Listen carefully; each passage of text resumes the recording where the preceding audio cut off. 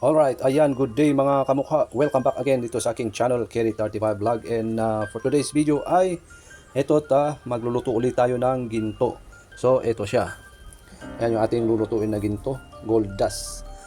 At mamaya-maya ipakita ko sa inyo kung paano natin ni-recover yan o kaya saan galing yang lulutuin natin ginto. At syempre gagamit tayo ng simple lang torch. Ayan. At saka itong borax. So, ito po yung itsura ng borax na sinasabi ko. Ganyan po yung itsura ng borax. Hindi po yan yung ginagamit sa billiard, yung tinatawag na gawgaw. Hindi po yan. At hindi rin yan asin. So, ganyan lang yung itsura ng borax. Ayan, pagmasdan yung mabuti para kung gusto nyong bumili sa Shopee o Lazada, alam nyo yung itsura niya at iwas peke kayo.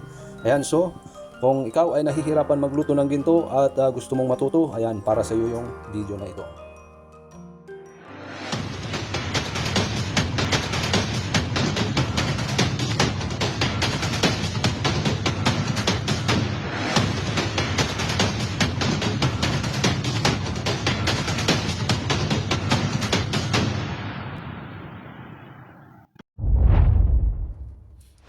Okay, so before natin start yung video, ayan, eto muna. Alright, ayan, so ayan, paalala yan sa mga professional dyan, ayan, so wag na lang po kayong manood sa akin kung professional kayo. Itong video na to ay para lang sa mga gustong matutong magluto ng ginto at para magkaroon sila ng idea. So basically, ang ginagawa ko ay pinapainit ko muna itong lutuan. Ayan, nilalagyan ko ng borax hanggang sa mag-melt yung borax, saka ko ilagay itong lulutuin natin. Okay, so start na natin. Ayan, so kahit malakas yung apoy na gagamitin mo dyan kasi wala pa naman yung niluluto mong ginto. Ayan, pasensyahan nyo muna kung maingay yung background ko ng mga manok. Ayan, manok ng mga kapitbahay yan. Ayan, so lagyan ko lang ng borax. Ito siya.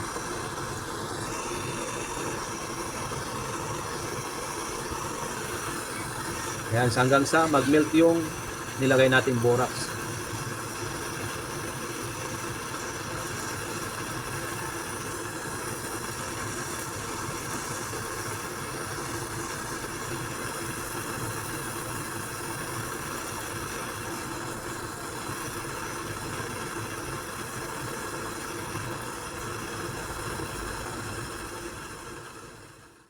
Okay, so ayan na nag-melt na yung ating nilagay na borax. Pwede na nating ilagay itong lulutuin natin. Pero gagamit tayo ng lagi kong sinasabi na hanggat maaari ay gagamit tayo ng mahinang apoy.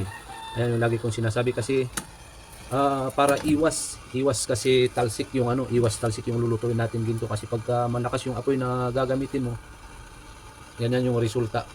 Maraming tatalsik sa lutuan. Ayan, ito pa Ayan. Ayan. Naluto kasi yan sa blower, kaya malakas yung apoy ng blower. So ayan, ilagay na natin itong ating lulutuin. Okay, dito sa part na to ay gagamit tayo ng mahinang apoy at dito tayo matatagalan kasi antayin natin unti-unti siyang matutunaw, saka lang natin dadagdagan yung apoy na ginagamit natin.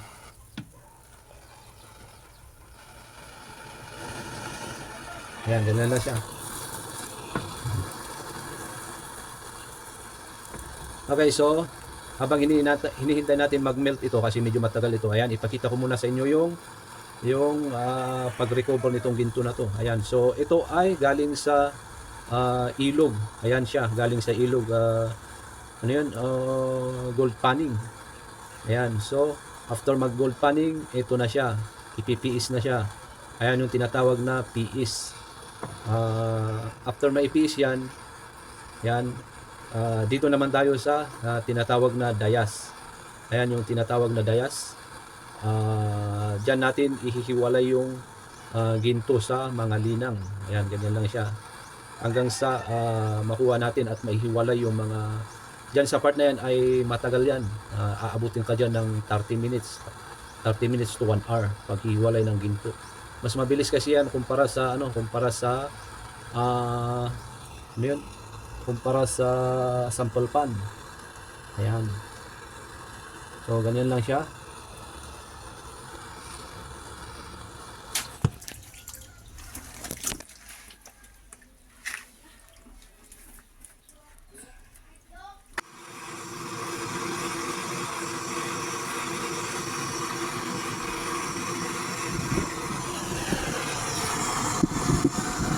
Ayan, so kung mapapansin nyo ay nilakasan ko yung apoy kasi unti-unti na siya nag-melt. Ayan. Subukan natin i-zoom.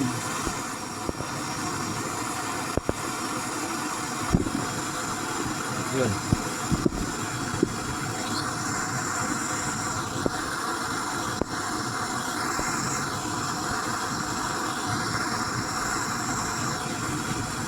Yun, oh. Yan. So nag-melt na siya. Oops. Ayan, pakuluin lang natin mabuti para mas maganda yung pagkakaluto niya.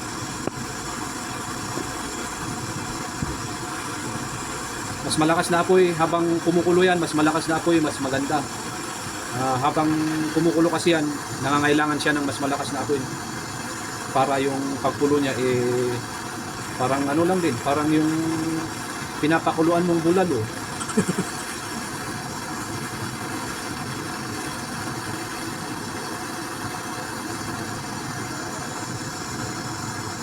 Yun, oh. Ayun, oh, kumukulo na siya, oh. Ito kasi kwento ko lang.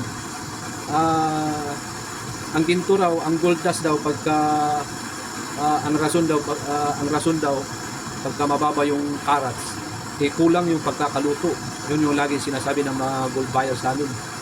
Kulang yung pagkakaluto niya kaya mababa yung carats niya. So, yun yung kaya ito ginagawa natin. Pakuluin natin mabuti bago natin kunin.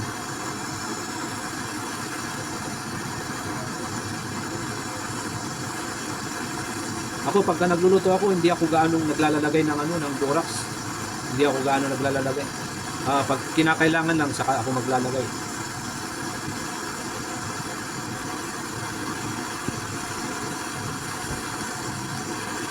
Yan.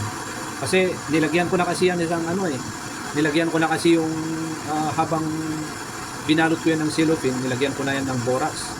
So, pag nilagyan mo pa ulit ng borax, yung kasi yung yung isang rason kaya siya nangingitim pagka nasubrahan ng paglagay ng borax. Ayan, sana'y nasusundan nyo ako. Ayan. At makapagbigay ng konting idea. At sa mga bago dyan, huwag kalimutan mag-subscribe dyan at mas maganda i-click nyo yung notification bell icon dyan para yun nga, mas lalo kayong updated sa mga video na aking ina-upload. Ayan.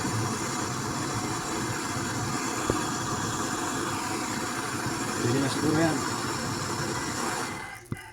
Ayun.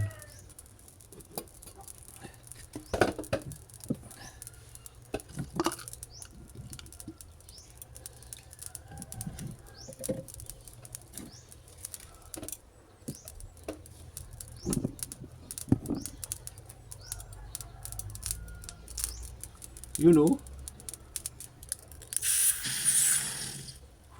Init.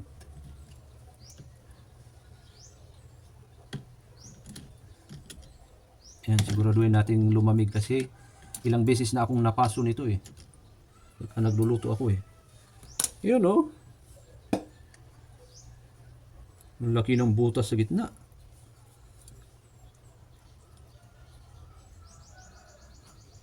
Yan, pwede na. So, yan yung yan yung sinasabi ko sa inyo na pagka maglalagay ka ng borax, huwag yung mayat maya naglalagay ka ng borax kasi mangingitim dito sa ibabaw. Yan. Pakinisin natin.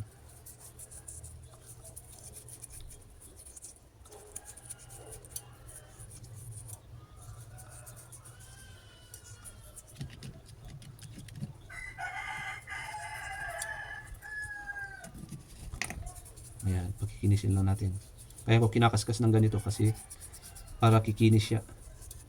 Matanggal yung mga excess na nangitim.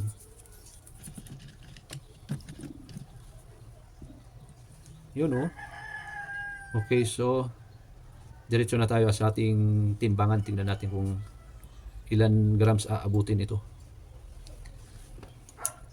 Ayan, pakita ko lang sa inyo yung lutuan, yung sinasabi kong walang tumalsik.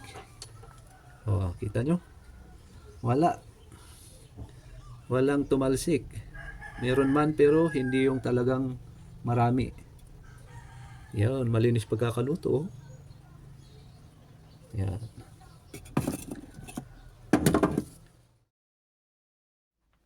Alright, ayan, we're back. So, nilagay ko na dyan yung ating ginto. Ito na siya.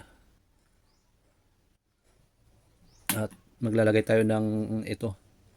Katumbas nitong 10 centavos ay 2.5 grams. So, subukan natin maglagay ng tatlo. 7.5 grams. Yan. Sana kayanin. Sana kayanin.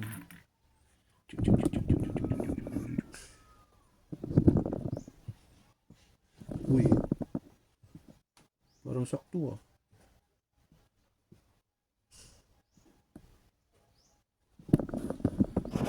Mabigat sa bato. Lagay tayo ng half grams.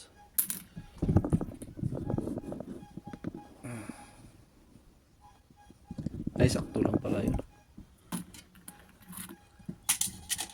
Ito palito.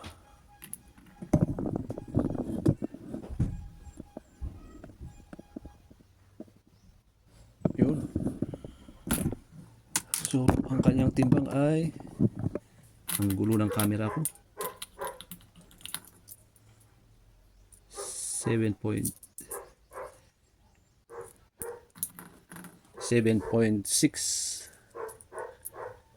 yun, may timbang siya na 7.6 grams.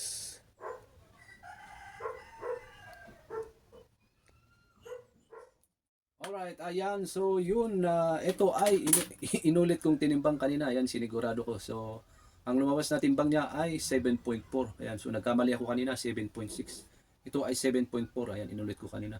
So pagka nagbenta kasi kami ng ginto, lagi siyang nagbabawas. Babawas ng 0.1, 0.2. So pagka binenta to, babagsak siya ng 7.2. Yun yung kanyang timbang pagka nabenta. Okay, ayan. So sana nakapagbigay ako ng konting idea about sa gustong magluto ng ginto. Ayan, so pasensya na kung bihira ako mag-upload ng video kasi na-busy ako dun sa sasakyan at hindi pa siya natapos. Ayan, so maraming salamat at kita-kits na lang sa ating susunod na video.